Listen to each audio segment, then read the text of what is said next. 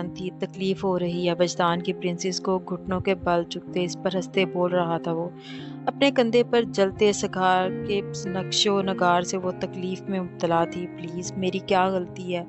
مجھے جانے دو۔ آنسوؤں پر بند باندھے منتیں کی۔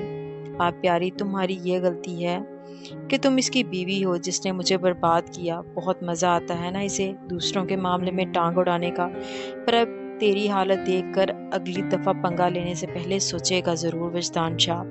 بجھا ہوا سگار دوبارہ جلایا تھا اور اس کے منہ پر دھواں اڑایا تھا۔ زمین پر بے آسرا پڑی بری طرح وہ کھانسی تھی۔ گرے آنکھیں دھوئیں کے باعث سرخی اور کھانسی کی وجہ سے پانی سے بھر گئی تھی۔ وہ خوف زدہ ہوئی، جسم میں درد سے ٹیسیں اٹھ رہی تھی۔ انجیکشن کے اثر سے وہ سن تھی، تکلیف محسوس ہو رہی تھی، پر اپنے ہاتھ بھی نہیں ہلا پا رہی تھی، اور اسے دوبارہ جھکتے دیکھ وہ چیخی تھی، نو پلیز آپ جاؤ تم ذلیل انسان۔ خوف سے بیڈ شیٹ پر اس کی گرفت مضبوط تر تھی۔ نو نو، دور رہو پلیز، دور رہو، مما بچائیں، مجھے مار دے گا وہ۔ بے ہوشی کی حالت میں وہ خوف زدہ تھی۔ وانیا تو اس کی حالت دیکھ کر ویسے ہی آنسو نہیں روک پا رہی تھی۔ اس کا سوجا چہرہ، بازوؤں پر زخم کے نشان، اس کی گردن پر خراشیں بے ساختہ۔ اسے یہی خیال آیا تھا کہ اسے بہت بری نظر لگی ہے۔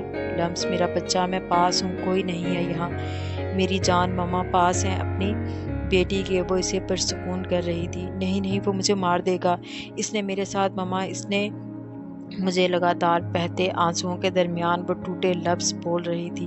وزنی ہوتا سرد حلق میں چبھتے کانٹے، پیاس کی شدت اور خوف دونوں محسوس ہو رہی تھی۔ پانی خشک ہوتے حلق سے کہا۔ وانیا نے قریب ہوتے جگ سے گلاس میں پانی انڈیلا تھا۔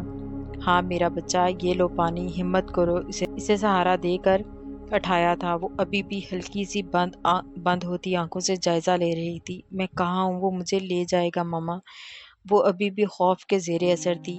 یہاں مما کے پاس، میں پاس ہوں نا، کوئی میری بیٹی کو نہیں لے کر جائے گا۔ اسے خود سے لگایا تھا اور اس کی گرفت وہ اپنی کمر پر سختی سے محسوس کر رہی تھی، جیسے دور جانے کا خوف ہو۔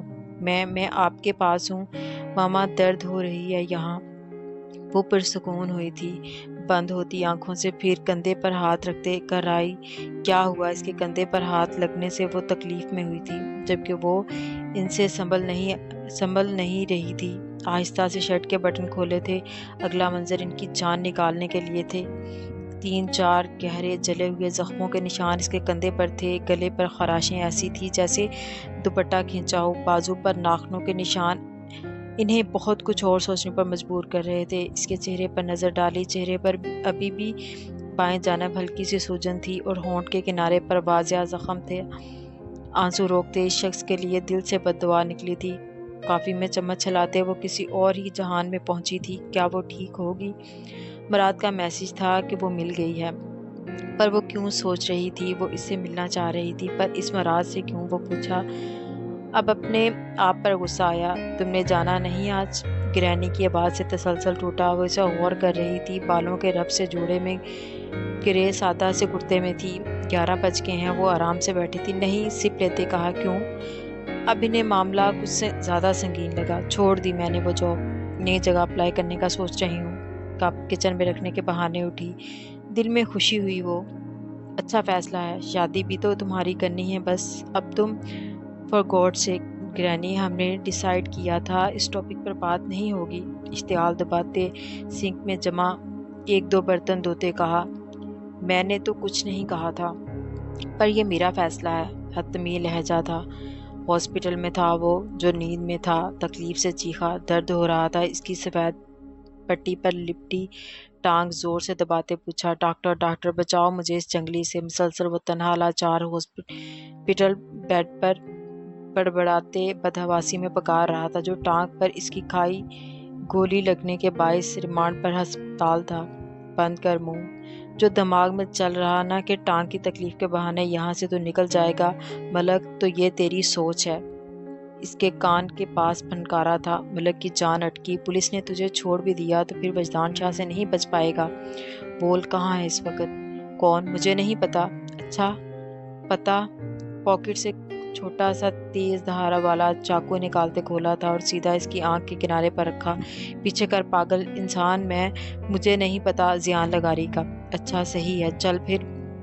गर्दन पर शारक तक लाया, हल्का सा कट लगाया था, खून की बूंदें तेजी से बही। मैं कसम खा रहा हूँ, मुझे नहीं पता। दर्द कर, डॉक्टर, नर्स, बचाओ मुझे। वो इस बेहिस से खौफज़दा था। मलक की इस शख्स की पुरस्रार शक्ल नाकाबिले फहम तासुरात देख जान निकलने के करीब थी। जो कुछ भी कर सकता था, नहीं पता चला। फिर भी मैं तुझे 2 ऑप्शन दूंगा, मानना तेरी मर्जी है। पहला, खुद के सारे गुनाह कबूल कर ले। दूसरा, मेरे हाथों मौत को कबूल कर ले। Choice is your. मैं तुझे छोड़ूंगा नहीं वजदान शाह, तेरी बीवी। खबरदार जलील इंसान, अब अगर इसका नाम भी अपनी ज़बान पर लाया। मुंह और गर्दन इतनी ज़ोर से दबोची थी कि मलक को लगा अगला सांस नहीं ले पाएगा वो। तू ही वो इंसान है जिसने लम्स के वालिदैन को एक्सीडेंट कराया था, जबकि वो सरमाएगी की कैफियत में था। इसे कैसे पता? ये नहीं सोच मुझे कैसे पता। तुझे जैसा कमीना इंसान मैंने ज़िंदगी में नहीं देखा। सारी कड़ियाँ इसने मिलाई थी। इसका लम्स को जानना, अपनी माँ से ये सुनना कि इनका एक्सीडेंट प्री प्लान था। ये तो हवाई तीर छोड़ा था, पर इसके तासुरात सब सच साबित कर रहे थे। तेरी बेटी भी तो तूने छुपा के रखी है। क्या ख्याल है फिर मलक? तू जेल में होगा तो नूर का कुछ तो करना होगा। अब मैं इसका ख्याल अच्छे से रख सकता हूँ। अगर तुम चाहो तो सरसरा इसका खून जलाया। इसकी शक्ल देखिए जो खौफ का पता दे रही थी। वो हैरान था, जिसे छुपाया था जानता था।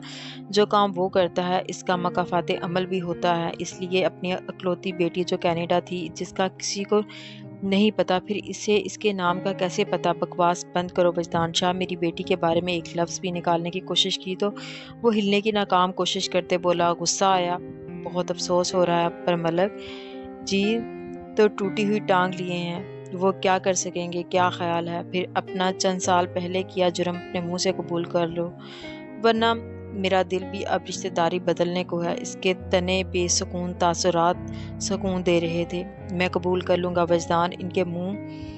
मैंने बदला लिया अपने दोस्त से, जिसने मुझ पर 2 टके की ज़मीन के लिए केस किया था, मेरी इज़्ज़त खाक में मिलाई थी।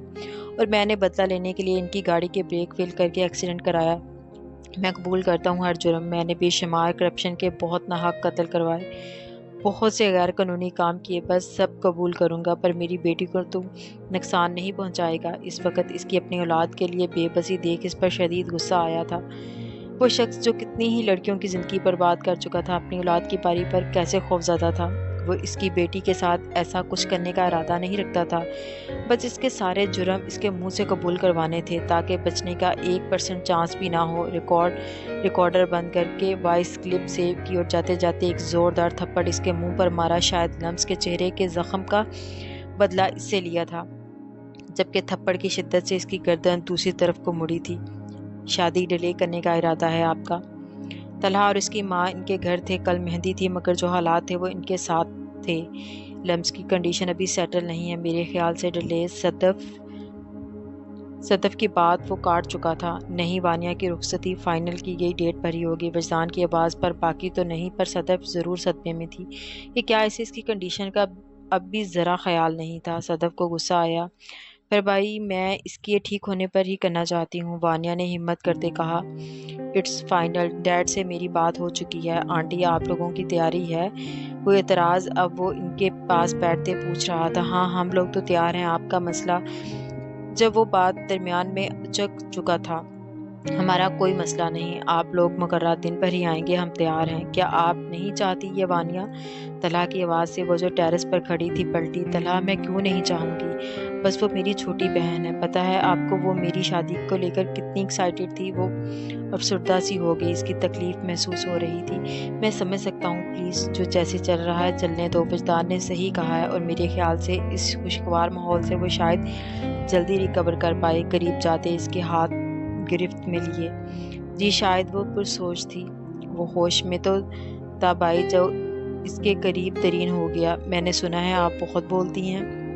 यकदम इसे खामोश देखकर कान के करीब जाते कहा। इसके होंठ कान की लू पर महसूस होते दिल ने अजीब रफ्तार पकड़ी। ऐसे मामले का कभी सामना नहीं हुआ था। क्या कर रहे हैं तलहा? पीछे हूँ, ये मेरी मामा का घर है। वो इसे पीछे धकेलती अपनी खजालत मिटाते बोली। واہ کیا لاجک ہے، مطلب میرے گھر میں اجازت ہوگی مجھے؟ ہنستے پوچھا۔ نہیں، اب میرا مطلب ایسا مطلب بھی نہیں تھا۔ وہ خواہ اب اپنی کہی بات پر شرمندہ ہوئی تھی۔ ریلیکس یار، کوئی آوارہ لڑکا نہیں ہوں، شوہر ہوں آپ کا۔ اسے ریلیکس کیا۔ جائیں، آپ نے جانا نہیں گھر؟ بمناتے کہا۔ آپ بھی چلیں نا ساتھ، سرگوشی کی تھی طلحہ۔ آپ مجھے ٹھیک نہیں لگ رہے۔ وہ اب اس سے جھجک رہی تھی۔ خراب کر دیا آپ نے، اسے قریب کھینچا تھا۔ پہلی بار صحیح معنیوں میں سیٹی گم ہوئی تھی۔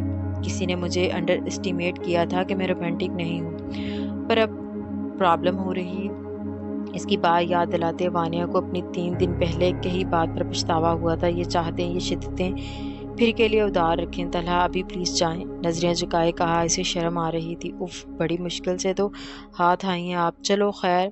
محبت، چاہت اور نکاح کا پہلا حق استعمال کرتے اس کے ماتھے پر جھکتے، اپنے ہونٹ رکھے جس پر سکون اور طمانینت محسوس کرتے، اس کی نظروں میں دیکھا۔ مزید وہ کوئی حرکت کرتے کہ وہ ٹوک چکی تھی۔ جائیں اب۔ اوکے اوکے، جا رہا ہوں۔ ایک ہی دفعہ ہی اب حساب کتاب ہوں گے۔ جبکہ وہ اس کی بات کا مطلب سمجھتے شرم سے سرخ پڑی تھی۔ وہ مسلسل بستر پر لیٹی چھت کو تک رہی تھی۔ صدف اور وانیہ دوپہر کا کھانا اس کے ساتھ روم میں ہی کھایا تھا۔ وہ باہر کسی طور پر نہیں جانا چاہ رہی تھی۔ اسے بہلایا بھی تو یا تو رونا شروع کر دیتی یا خود کو اذیت دیتی تھی۔ ارد گرد کیا چل رہا تھا وہ تو بے خبر تھی۔ یکدم خود سے نفرت سی ہوئی تھی۔ عجیب کیفیت۔ وہ اٹھی، کلین پر لڑکھڑاتے ننگے پاؤں سے شیشے کے سامنے گئی، اپنے چہرے سے ہاتھ لاتے گردن پر آئی، گردن سے کندھے پر آئی، یکدم چیخی تھی۔ وہ یہ چیخ تکلیف پر نہیں بلکہ اپنے ساتھ ہوئے اس کے وحشیانہ سلوک کے تھے۔ مام، مجھے یاد کیوں نہیں آ رہا انجیکشن کے بعد کیا ہوا تھا؟ کیا اس نے میرے ساتھ خوف بڑھ رہا تھا؟ وہ کچھ دیر ہوش میں تھی، پھر بے ہوش ہو گئی تھی۔ کچھ یاد نہیں آ رہا تھا کیا ہوا تھا۔ برباد کر دیا شخص نے۔ میں کس منہ سے سامنا کروں گی سب کان؟ نہیں، میرے ساتھ کیا کیا؟ میرے ساتھ ہی کیوں؟ اللہ کیوں میرے ساتھ؟ میں بری تھی نا، اس لیے ہوا۔ میں اچھی نہیں تھی، بالکل اچھی نہیں تھی، اسی لیے سزا ملی مجھے۔ ہاں، سزا ہی ملی ہے مجھے۔ روتے ہی وہ یہی گردان کر رہی تھی۔ کبڈ کا دروازہ کھینچ کے کھولتے کپڑے نکالے تھے۔ اسے گھن محسوس ہو رہی تھی، خود سے یوں لگ رہا تھا وہ شخص ابھی بھی ہنس رہا ہے اس پر۔ اس کے ہاتھوں کا لمس سانپ کی طرح رینگتا محسوس ہو رہا تھا۔ یہ تب کا تیسری بار شاور لے رہی تھی۔ وہ بے چین سی تھی۔ شاور لیتے کندھے پر بے شمار جلن کا احساس ہوتا جسے وہ دبا رہی تھی۔ ہوش میں آنے کے بعد سے وجدان سے سامنا نہیں ہوا تھا، نہ وہ کرنا چاہ رہی تھی۔ وہ نہیں چاہ رہی تھی وہ اس سے ملے، بلکہ وہ اس سے چھپ جانا چاہ رہی تھی۔ تمہارا دماغ صحیح ہے وجدان؟ اس کی حالت کا خیال کرو، تمہیں اپنی ہی پڑی ہے۔ جبکہ اس نے اس بات پر اذیت سے باپ کی طرف دیکھا۔ وہ میری زندگی میں شامل ہے، آپ لوگوں کی دعا چاہیے تھی، نہیں تو کیا باپ کو دھمکیاں لگاؤ گے؟ آگے ہی تم ہو ان سب کے ذمہ دار۔ وہ بگڑے تھے، اسے میں کر لوں گا نارمل، آپ سمجھ نہیں سکتے، پر میں ابھی اس کی سائیکی سمجھ رہا ہوں۔ وہ خود کو تکلیف پہنچائے گی اور یہ مجھ سے برداشت نہیں۔ وجدان صحیح کہہ رہا تھا، مجھے ٹھیک لگ رہا ہے۔ وہ تھوڑی ریئیکٹ کرے گی پر سمجھ جائے گی، تھوڑا نہیں بہت۔ خود سے بڑبڑایا تھا۔ وہ اس سے ملنے نہیں گیا تھا، کیوں نہ کہ اب اس سے ایک ہی دفعہ اپنے روم میں ملنا تھا، اور یہ سوچ اسے سرشار کر رہی تھی۔ وہ 5 بجے کے قریب اس کے گھر کے باہر کھڑی تھی، کیوں نہ کہ کس لیے وجہ نہیں پتا تھا۔ گارڈ نے اسے روکا تھا۔ میں وجدان کو جانتی ہوں، مجھے ملنا ہے، اس سے اپنی صفائی میں کہا۔ دیکھیں میڈم، ان کو ہزاروں لوگ جانتے ہیں، اکثر یہی آ کر کہتے ہیں۔ گارڈ نے پھر سے روکا۔ ہاں، رہ گیا وہ کہیں کا سیلیبریٹی۔